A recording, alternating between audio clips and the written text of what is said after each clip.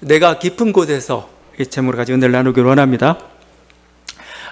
우리가 시편을 분류하는데 이 시편은 참회의 시, 물론 그 탄식시 중에서 그냥 아주 정말 절절한 탄식, 죄를 짓고 주님의 용서를 간구하는 그 절절함이 담겨져 있는, 그리고 용서의 어떤 체험이 담겨져 있는 이것을 참회시라고 합니다. 시편에서 특별히 교회가 사랑했던 참회시가 7개가 있습니다. 그 중에 하나입니다. 6편, 32편, 38편, 51편, 102편, 143편인데 오늘 130편이 그 중에 7개의 참회시 중에 하나입니다. 종교개혁자 루터도 이 시편을 굉장히 사랑했습니다. 그래서 이걸 찬송가로 만들 정도였어요. 그 찬송가 한번 불러보려고 했는데 곡은 그렇게 훌륭하진 않은 것 같아요. 감동적이긴 하는데 가사는 굉장히 감동적이었어요. 그래서 그렇게 노래는 사랑받지 못했지만 하여튼 찬송가가 있습니다. 자기에 대한 어떤 죄에 대한 통렬한 반성, 그로 인한 어떤 고통이 이렇게 배어 있는 거죠. 오늘이 종교개혁 기념 주일인데 종교개혁자들이 이 130편을 굉장히 사랑을 했습니다. 루터가 특별히 그런데 정말 루터는 어떤 사람이냐, 죄 때문에 고통스러워했던 사람입니다. 그러니까 이렇게 첫 그 소명을 받는 그 순간도 이렇게 옆에 벼락이 쳤다고 했잖아요. 내가 죽게 생겼구나.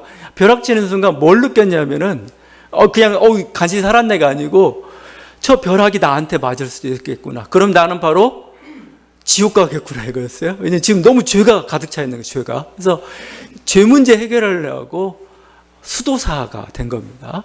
그렇게 하면 어느 정도 자기가 좀 의인이 천국에 갈 수 있을 거라고 생각하고, 그래서 실제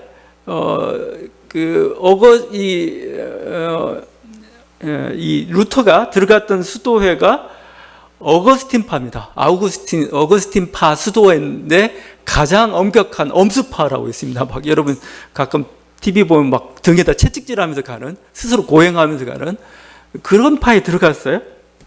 가서도 매일 거의 하루에 서너 번씩 고해성사를 합니다. 이렇게 생각하니까 뭔가 죄가 자꾸 떠올라요. 나는 또 의인이 아닌 것 같아. 이러다 죽으면 안 될 것 같아요. 그래가지고 서너 번씩 이렇게 하다 보니까 주임 신부가 나중에 화가 나가지고 이렇게 얘기했습니다. 루터, 하나님이 당신에게 화를 내는 것이 아니라 당신이 하나님께 화를 내고 있어. 이렇게 했을 정도예요. 그러니까 그만큼 어떤 죄에 대한 그 고통이 있었던 거죠. 그러다가 루터가 비텐베르크 그 성에서 이렇게 수도를 하고 있었는데 한 탑에서 로마서를 읽다가 한 체험을 하게 됩니다. 그것을 탑의 체험이라고 합니다. 굉장히 유명한 체험이 되어버렸습니다. 로마서 그 유명한 1장 17절이죠. 오직 의인은 믿음으로 말미암아 살리라. 이 구절에서 엄청난 감동을 받았는데 그 구절을 읽는 순간 어떤 걸 깨달았냐면 인간이 스스로 어렵게 되는 게 아니고 그러면 백날 고생할 수밖에 없어요. 근데 예수를 믿는 그 순간에 단번에 그리스도의 의가 나에게 오고 그건 나는 어렵게 되는구나. 그걸 칭의론이라고 합니다. 그걸 깨달았습니다. 그걸 깨닫는 그 순간에 뭐라고 표현했냐면 마치 천국문이 활짝 열린 것 같았다. 그죠? 나 이제 천국에 들어갔었구나. 그죠? 천국문이 활짝 열린 것 같았다. 이렇게 얘기를 했던 거죠. 이게 종교개혁의 시작이고 종교개혁의 핵심 하나의 어떤 뭔가 태제가 돼가지고 종교개혁을 이끌었던 중요한 교리가 되었던 거죠. 그러니까 결국 논리는 이럽니다. 인간은 죄인이고 스스로 구원받을 수 없다. 오직 그리스도의 은혜로만 구원받을 수 있다. 이게 칭의론이고 기독교 구원론의 가장 첫 출발이고 모든 것입니다. 그러니까 루터를 비롯한 이 종교개혁자들의 130편을 얼마나 사랑했겠습니까? 시편 130. 여기 막 나는 죄인이고 저는 용서받지 않으면 저는 살 수 없고 그러니까 인간의 죄인됨이 드러나면 드러날수록 반대로 뭐죠? 그리스도의 은혜가 더 풍성해지잖아요. 너 같은 죄인을 하나님 용서하셨어. 이렇게 되기 때문에 이 130편 굉장히 사랑했던 겁니다. 그건 어떻게 보면 종교개혁자들의 생각이고 진짜 시편의 이 시편 기자, 순례자가 지금 노래 부르고 있는 또 이 찬양, 어떤 이 참회시를 읽을 때에 구약의 성도들은 이스라엘 백성들의 상태는 어땠겠는가? 여러분, 이게 죄가 지금 그 루터나 일반적으로 우리가 얘기하는 죄는 굉장히 막연해요. 실제 뭐 우리가 원죄라고도 표현하고 물론 십계명 중 뭘 하나를 범한 일반적인 죄를 얘기할 수도 있고 마음속의 죄를 정도로 얘기하고 있는데 죄는 죄죠. 근데 심각하진 않아요. 여러분 그것 때문에 고통스러워봤어요? 내가 거짓말을 했어 오늘. 이럴 수가. 하나님 제가 이 거짓말을 해가지고 제가 이제 오늘 지옥에 가겠습니다. 아니면 뭔가 내가 잘못을 했어요. 누구한테 좀 해코지에다 심한 말 해가지고 제가 물론 고통스럽긴 하겠지만 이 정도로 고통스럽진 않아요. 이렇게. 제가 얘기한 것은 지금 시편 시인은 굉장히 심각하다는 겁니다. 어떤 정도냐? 마치 질병처럼 병이 걸려서 뼈를 찌르는 듯한 거고 죽음을 바로 앞둔 것처럼 매우 심각하다는 겁니다. 그러니까 1절에 이렇게 얘기하죠. 내가 깊은 곳에서 주께 부르짖었다. 부르짖 막 뭐라고 부르짖었겠어요? 살려주세요. 막 이런 거죠. 2절이죠. 내 소리, 나의 부르짖는 소리가 또 반복하고 있습니다. 하나님 응답을 기다리는데 그걸 어떻게 표현하냐면 6절에 참으로 파수꾼이 아침을 기다림보다 더하도다. 이게 2번 반복해요. 파수꾼이 아침을 기다림보다 더하도다. 이건 보초를 좀 서봤어야 좀 아는데 이거 단순히 수사법이 아닙니다. 지금 파수꾼이라는 거예요. 파수꾼 밤새도록 그냥 2시간 근무도 아니고 3시간 근무도 아니고 온종 온밤을 다 세워야 됩니다. 꼬박 세워야 됩니다. 새벽녘이 되면 굉장히 또 쌀쌀하죠. 막 졸음도 쏟아지고. 근데 빨리 집에 가고 싶어요. 막 지금. 근데 교대 시간 돼가지고 이제 저기 와야 돼요. 다음 근무자 와서 교대를 하고 가는 거죠. 그 기다림이죠. 그 기다림. 왜 안 오나 이거죠. 지금 시인이 그 정도로 날이 새기를 기다리고 있다는 겁니다. 지금 빨리 아침이 왔으면. 근데 이 정도 죄의 고통이 있을까? 그냥 이거 수사법으로 생각하지 말고 진짜 이 정도의 여러분이 죄를 저질러놓고 이 정도 고통, 원죄 때문에 여러분 고통을 본 적 있어요? 아니죠. 그냥 그리스도 예수님을 믿고 난다니까 원죄가 심각했구나 하는 거지. 원죄가 심각해가지고 나 주님께 가겠습니다 하는 사람은 루터 외에 별로 없어요. 이렇게. 지금 이 시인이 지금 탄식하고 있어요. 이 시인이 탄식하고 있는 그 깊은 곳은 도대체 어딘가? 저는 가장 유력한 게 질병이라고 생각해요. 병 걸렸습니다. 질병의 고통입니다. 지금 아주 독한 질병에 걸려가지고 지금 죽을지도 모르고 너무 힘들어요. 왜냐하면 이 이스라엘인들은 질병이나 재앙을 하나님의 심판으로 생각합니다. 그냥 내가 잘못해서 하여튼 공중도덕 잘못 이런 식으로 해가지고 병이 걸려서가 아니고 하나님의 심판, 재앙도. 그러니까 그럼 하나님 심판을 왜 주시냐? 죄 때문에 생각합니다. 죄. 뭔가 내가 죄를 저질러가지고 하나님이 나에게 이런 심판을 줬구나. 이게 구약에 있는 그 모든 거의 일상화된 어떤 그 죄에 대한 인식, 재앙에 대한 인식이에요. 그러니까 예전 같은 감기, 역병, 전쟁의 상처로 그냥 2, 3일 그냥 앓다가 그냥 죽는 겁니다. 지금 밤새도록 이 사람 고열이 나요. 막 지금 헛것이 보이고 막 뼈바디가 막 찌른 듯이 아픕니다. 잠은 오지 않고 막 미칠 것 같습니다. 빨리 아침이 되었으면 좋겠어요. 바로 그것이 깊은 곳입니다. 이 사람의. 빨리 아침이 돼서 하나님 저 좀 낫게 해주세요. 이 기도입니다. 이 기도 이게. 아니면 자기가 고통스럽지 않더라도 자기 자녀가 지금 아니면 자기 사랑하는 사람이 지금 사고나 질병으로 지금 생사의 고비를 지금 넘나들고 있습니다. 막 그 순간에 마치 내가 잘못해서 내가 무슨 죄를 저질러가지고 이 일이 벌어진 것 같아요. 바로 그곳이 깊은 곳입니다. 깊은 곳. 용서해 주세요. 제발. 그래서 쟤 좀 살려주세요. 이거죠. 아니면 억울하게 자기가 죄인으로 몰려가지고 지하 깊은 감옥에 이렇게 정말 갇혔을 수도 있습니다. 분통이 터져요. 근데 어쩔 수가 없어요. 막 채찍에 맞아가지고 등짝은 깊은 고랑이 생겼습니다. 지금 밤새도록 아프고 찔러요. 근데 이 고통스러운데 이 고통이 한참 가다 보게 되면은 어디로 가냐면은 이제 자기를 쪼기 시작합니다. 자기를. 내가 뭔 잘못했구나. 그러니까 죄가 없는데도 고통스러워지고 고통이 계속되다 보면 정말 자기가 죄를 저지른 것 같아요, 진짜. 아니면 뭔가 정말 내가 뭔가 잘못했기 때문에 하나님 이런 고난으로 나를 몰아갔구나 이런 생각이 들죠. 내가 죄를 그쳐서 그런가, 아니면 우리 민족이 죄를 지어서 그런가, 뭔가 이렇게 자존감도 떨어지고 정말 이대로 죽을 수도 있겠구나 그런 생각이 들죠. 그래서 그러다 보니까 또 갑자기 또 악에 바칩니다. 이렇게 죽으면 어떻게 해? 갑자기 막 절망스러워져요. 그래서 막 하나님께 이 상황을 돌파하는 건 하나님밖에 없으니까 하나님 나 살려주세요라고 외치는 그 순간 바로 그것이 깊은 곳입니다. 제가 그래서 심각하다는 겁니다. 심각하다는 거. 그냥 단순하게 죄 이 정도만이 아니에요. 요나가 갇혔던 그 물고기 뱃속도 하나의 깊은 곳이죠. 아예 이렇게 얘기합니다. 요나서에서는 물이 나를 영혼까지 둘러싸오며 기품이 나를 에워싸고 바다풀이 내 머리를 감쌌나이다. 내가 산의 뿌리까지 내려갔사오며. 막 바다 더 깊은 곳, 산의 밑바닥까지 내가 가라앉았다.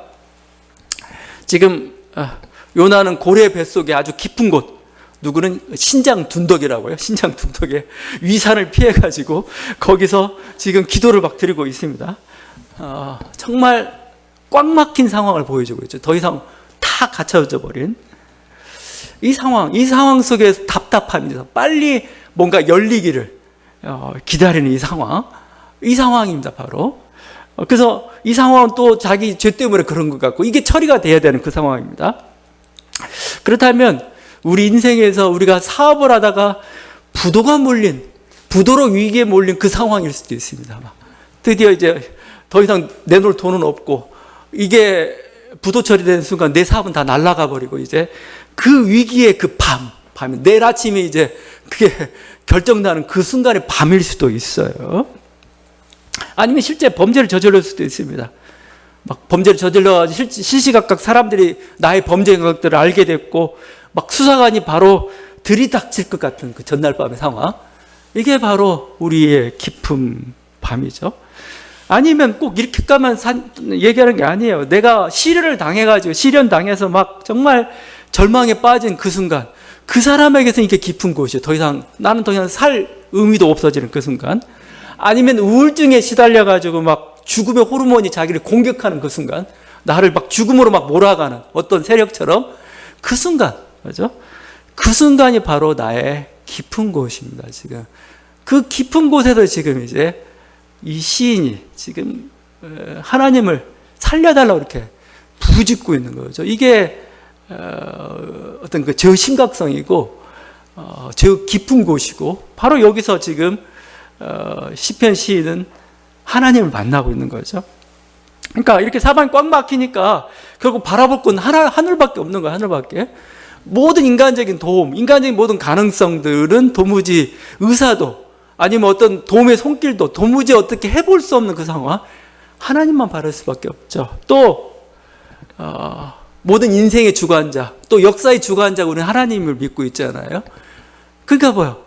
이분이 손을 대셔야 문제가 해결되는 거죠. 그러니까 이분께 나아가서 지금 간절히 호소하고 있는 겁니다.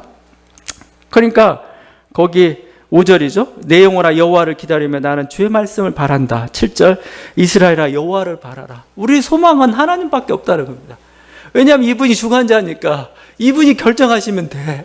그러니까 이분의 마음을 이분께 호소해야 됩니다. 호소해야 돼요. 그래서 막 하나님을 바라라고 지금 얘기하고 있는 거예요. 저는 여기 이 주의 말씀을 바란다라는 표현이 더 와닿습니다. 주의 말씀을 바란다. 주의 말씀이 그냥 어떤 성경 말씀인가? 물론 그럴 수도 있겠지만 진짜 말입니다. 말이죠. 말. 하나님의 말씀이 울리기를 바란다. 주님의 말씀. 그 말씀이 뭐죠? 내가 너를 용서한다. 그죠? 내가 너를 용서한다. 내가 너의 죄를 다 사했다. 이 말씀 한마디는 저는 기다리고 있습니다. 이렇게 얘기하고 있어요. 이스라엘이 바벨론 포로로 끌려갔습니다. 그래서 망해가지고 바벨론 포로로 끌려갔어요. 그들은 바벨론 땅에서 온갖 고초를 다 겪었죠. 막 고생에다가 멸시를 당하면서 막 이렇게 있습니다. 근데 오랜 시간 후에 갑자기 하나님 말씀이 울렸습니다. 주의 말씀이 들렸습니다. 그게 이사야 40장 1절과 2절입니다. 너희 하나님이 이르시되 너희는 위로하라. 내 백성을 위로하라. 너희는 예루살렘의 마음에 닿도록 말하며 그것에게 외치라. 뭐라고 외치느냐? 그의 노역의 때가 끝났고 그 죄악이 사함을 받았느니라. 그 노역의 때가 끝났고 그 죄악의 사함을 받았다. 내가 지금 감옥에 갇혀가지고 막 언제 사형당할지 모르고 있는데 갑자기 뭐요? 석방. 너는 해방되었다. 너는 석방. 그게 주의 말씀입니다. 주의 말씀. 그 말씀을 지금 듣기 원한다. 저에게 한 말씀 해주십시오. 저를 용서해 준다는 거. 그럼 이제 모든 문제가 해결되죠. 이게 바로 죄사함의 말씀이고 해방의 말씀입니다. 이 한마디면 되는 거죠. 예수님 앞에 나왔던 그 사람들이 다 그 말씀 한마디만 기대하면서 나왔던 거죠. 아마 혈류증 앓는 여인이 아마 대표적일 겁니다. 혈류증 앓는 여인, 막 12년 동안 고생하고 돈을 쓰고 아무리 의사를 만나도 효험이 없어요. 효험이 없어가지고 막 더 이상. 근데 혈류증이라는 게 뭐냐면 결국 이 피를 흘리는 거고 이러면 부정해집니다. 부정해지기 때문에 아무도 가까이 하려고 안 해요. 왜냐하면 그 제사를 드릴 수도 없고 성전에 나갈 수도 없고 사람을 가까이 할 수도 없고 막 혼자 외롭고 고립되고 그러다 보면 사람도 자존심도 막 떨어지고 막 이럽니다. 그러다가 주님이 어떤 예수님이 아주 능력 있는 분이 지난다는 말을 들었습니다. 그러니까 몰래 가가지고 사람 앞에 나타날 수는 없고 공개적으로 요구할 수도 없고 그냥 몰래 옷자락만 만지죠. 옷자락만 만지니까 갑자기 혈류 근원이 마르면서 깨끗해졌습니다. 이때 주님이 하셨던 말씀입니다. 따라 내 믿음이 너를 구원하였으니 평안히 가라. 네 병에서 놓여 건강할지어다. 이거죠. 이게 하나님 말씀입니다. 네 병에서 놓여 건강할지어다. 따라 평안하라. 따라 평안하라. 우리가 기도하고 우리가 고통 가운데 우리는 하나님의 말씀을 기다립니다. 하나님께서 말씀하시고 우리가 기대하고 또 그 말씀이 들려야 우리 문제가 해결이 돼요. 문제가 해결이 되는 그 일이 일어나는 거죠. 그런데 이제 제가 이렇게 하나님 말씀, 주의 말씀 얘기했지만 하나님 어떻게 말씀하시는가? 나는 그 말씀 듣고 싶어요. 여러분 들어봤어요? 그 말씀 들은 사람도 있겠지만 대부분은 못 들어봤을 겁니다. 그럼 어떻게 우리는 버린 자식인가? 아니에요, 여러분. 하나님이 말씀하시는데 말씀하시는 게 좀 파장이 다를 때가 있어요. 주파수가 들리는 주파수가 있고 안 들리는 주파수도 있어요. 주파수라는 게 여긴 무수히 지금 말이 떠돌아다니고 있습니다. 내 주파수와 맞는 그 순간에 들리는 거예요. 근데 내가 안 들린다고 여기 전자파가 없는 거 아니에요. 이미 말을 하고 있습니다. 그럼 우리는 어떻게 하나님 말씀을 듣느냐? 주파수 맞아가지고 그래 내가 너를 용서한다 이렇게 들리는 말씀을 듣기로는 흔치 않습니다. 여러분 위로를 받으십시오. 저도 잘 못 들어봤어요. 흔치 않습니다. 나 너 용서해. 나 너 죄를 사했다. 직접 막 음성이 들리고 그러진 않습니다. 뭐 그런 분들이 있으면 참 좋겠죠. 그러면 어떻게 말씀하시는가? 결과로 말씀합니다. 결과. 여러분 결과. 내가 밤새 끙끙 앓다가 아침이 되어 나았어요. 정말. 하나님 말씀하신 겁니다. 하나님. 내가 질병 가운데 정말 내 병 가운데 고통스러웠는데 나았어요. 하나님 말씀하신 거예요. 하나님이. 내가 그 감옥에서 정말 풀려났어요. 내 고민하는 문제가 해결이 된 거죠. 그럼 뭐야? 해결됐어요.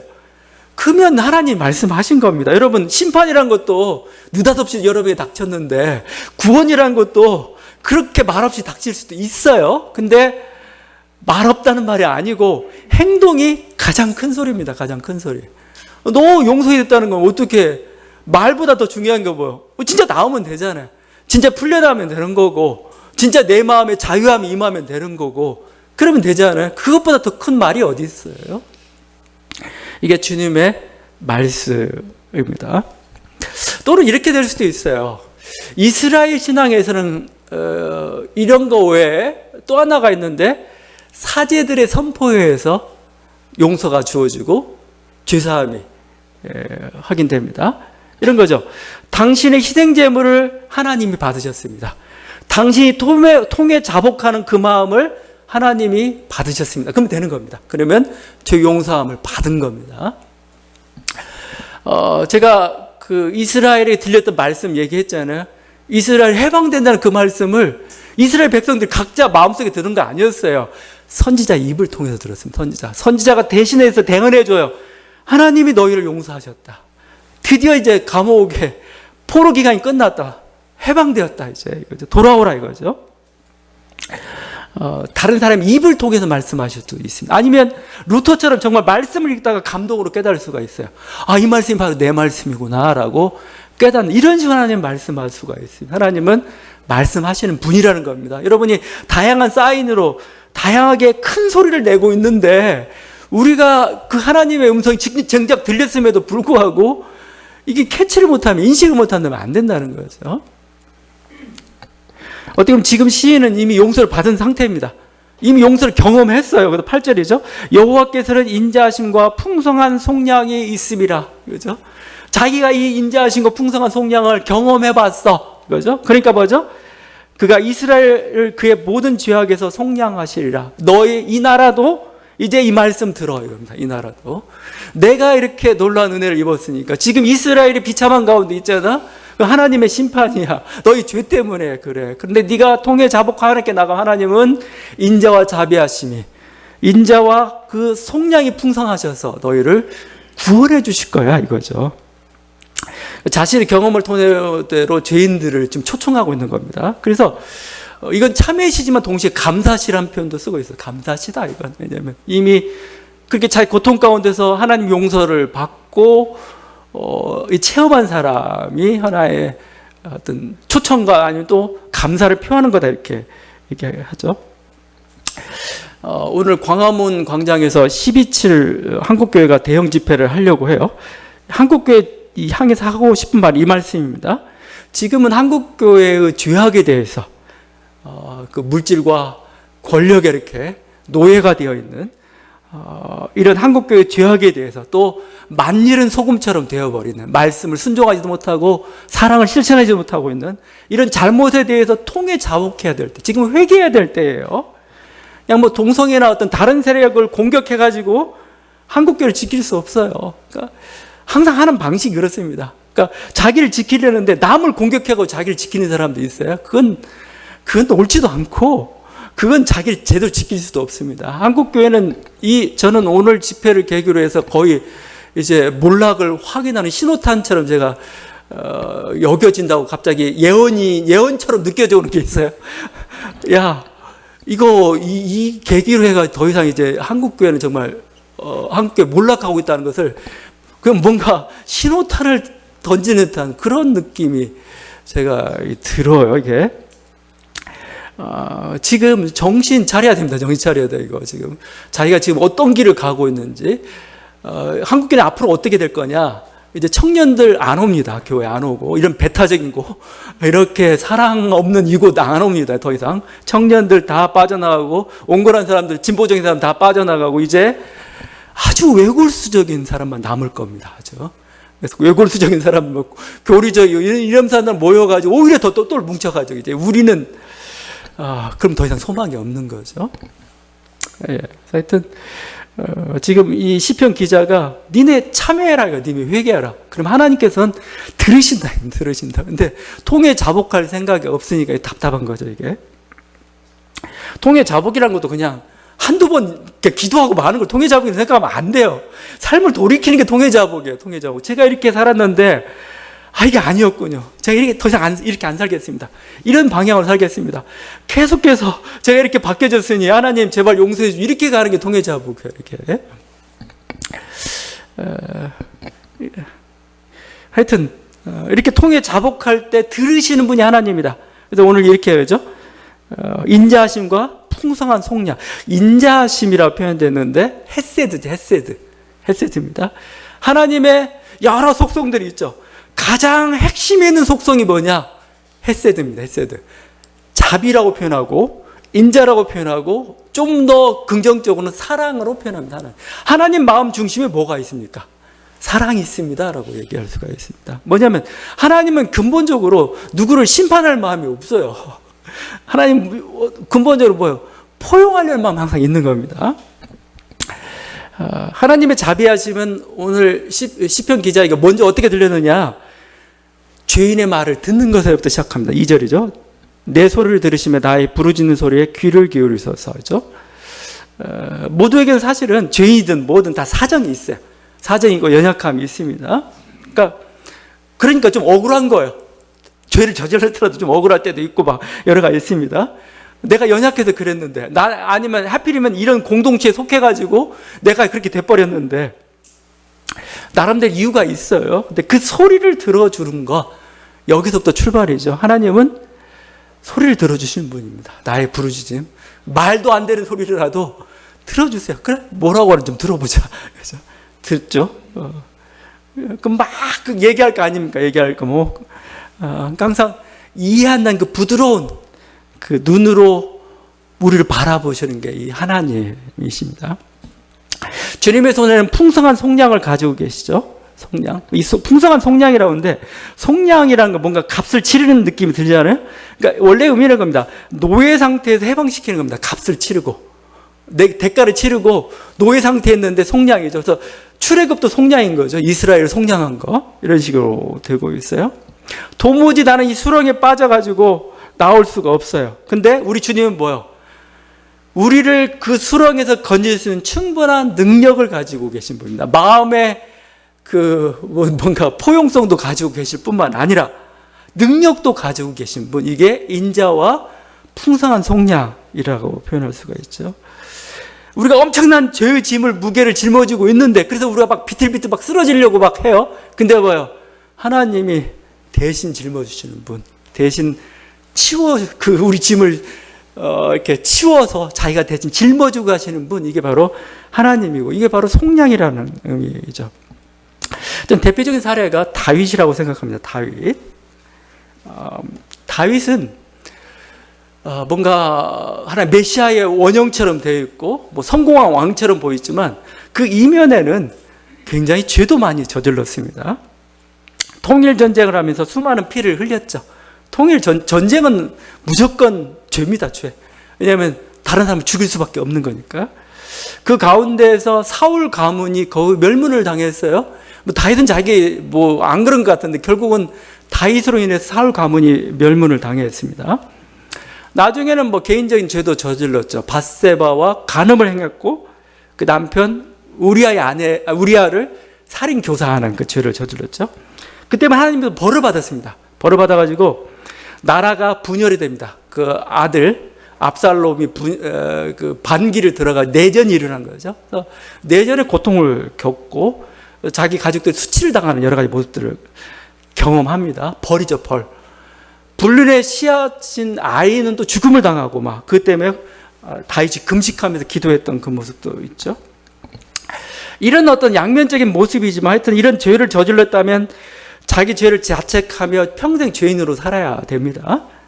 그런데 다윗이 지은 시편들을 보게 되면은 이런 고백들을 해요. 시편 3편인데 천만이 나를 애워싸 진친다 하여도 나는 두려워하지 아니하리로다. 이게 이런 표현들을 범죄했을 때 아니면 압살롬이 쫓겨날 때 이런 표현들을 해대고 있어요. 이런 표현들을 자기 잘못 때문에 이렇게 했는데도 불구하고 여기에 무슨 일이 있었는가? 왜 이렇게 당당한가? 천만이 나를 공격해도 넌 나쁜 놈이야 라고 공격해도 나는 두려워하지 않게 난 당당히 서겠다 이겁니다.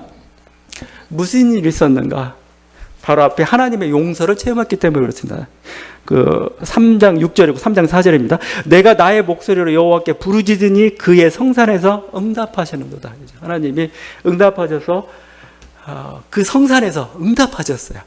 그러니까 쉽게 하면 용서와 죄 사함을 허락해 주신 거죠. 근데 제가 이 말씀을 전하면 좀 오해는 하지 말아야 돼요. 왜냐하면 죄를 저지르는 반드시 대가를 받습니다. 내가 하나님 용서를 받았으니까 죄의 대가가 없어. 아니요. 지금 다윗은 엄청난 죄의 대가를 받았어요. 지금 내전에 집안이 거의 갈라지고 형제끼리 자식끼리 싸우고 그 다음에 정말 자기 사랑한 자가 죽어야 되고 여러 가지 것들 고통을 당했습니다.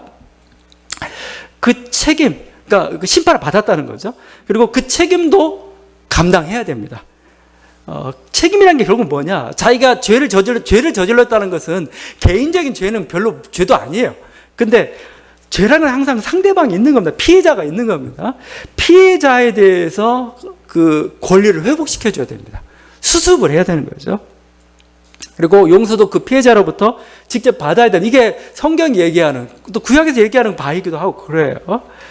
자, 그렇지만 그건 하나고 또 다른 이면에 하나 있는 게 있습니다. 그건 뭐냐면, 그건 해야 될 일이지만 평생 또 자책하며 살 수는 없어요. 이 인간이라는 존재 자체가. 우리는 어느 순간에 하나님의 용서하셨다면 이것을 받아들이는 것도 사실은 필요합니다. 왜냐하면 물은 이미 엎질러졌어요. 그러면 엎질러졌다고 막 가슴 치면서 해봤자 아무 소용이 없는 겁니다. 이건 뭐죠? 그냥 이걸 수습하려는, 그래도 담으려는 노력이 필요해요. 다시 회복시키려는 그 노력들이 좀 필요합니다. 여기서 절망이나 고통하면 이제 피해자는 좋아하겠죠. 그냥 뭐 저는 고통스럽고. 근데 그런 경우는 있을지라도 한 인생이 있어서는 이렇게 절망하고 고통하며 아무 일도 안 하고 이렇게 되는 건 별로 정말 서로에게 도움이 안 돼요. 도움이 안 됩니다. 하나님은 뭐냐면, 하나님 용서한다는 건 뭐냐면 다시 시작하라는 겁니다. 다시 하라는 거예요. 망가진 인생 좌절하지 말고 다시 고쳐라는 겁니다. 고쳐라는 거예요. 이게. 실패한 자에게 다시 일어설 수 있는 기회를 주는 것, 이게 하나님의 인자고 하나님의 풍성한 속량입니다. 풍성한 속량이라는 거. 그래서 제가 한번 망했는데 그냥 방치하면서 그냥 가지 않겠습니다. 제가 실수를 한번 만회해 보겠습니다. 다시 한번 시작하겠습니다. 하나님 뭐요? 그 기회를 주시는 분입니다. 기회를. 너희가 다시 해서 해라.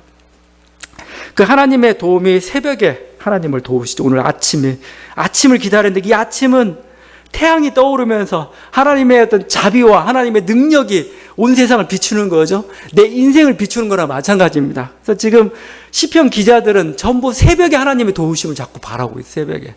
그 동이 터오는 그 모습을 어떻게 표현하고 있냐면 하나님의 은혜가 자기에 비치는 그걸로 좀 보고 있습니다. 하나님의 인자하심이 아침에 나타나죠. 고통과 어둠은 지나갔죠.